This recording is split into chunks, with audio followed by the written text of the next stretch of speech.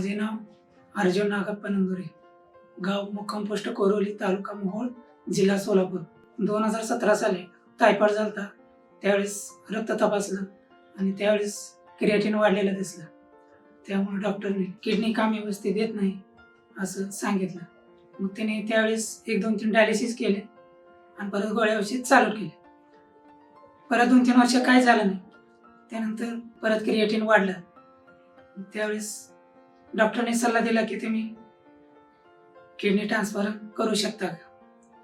मग आम्ही दोघांनी विचार केला आणि आमचं ठरलं. मग परत आमचे एक मित्र आहे, त्या मित्रांचं रोकडे डॉक्टरने ट्रान्सफर केलेलं आहे.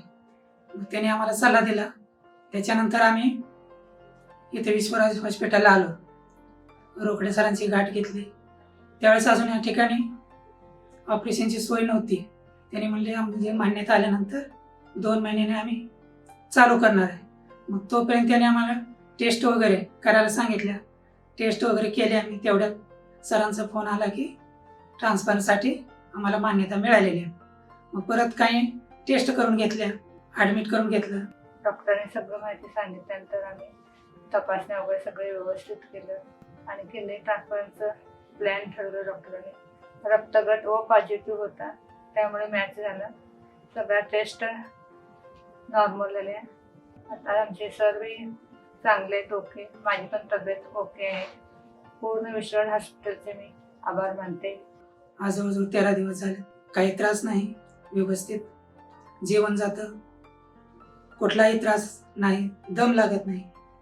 पूर्वीपेक्षा खूप चांगले बदल झालेला वाटतोय. यासाठी सर्व डॉक्टर, सर्व नर्स, सर्व इथला स्टाफ अत्यंत मनापासून आम्हाला सहकार्य केलं.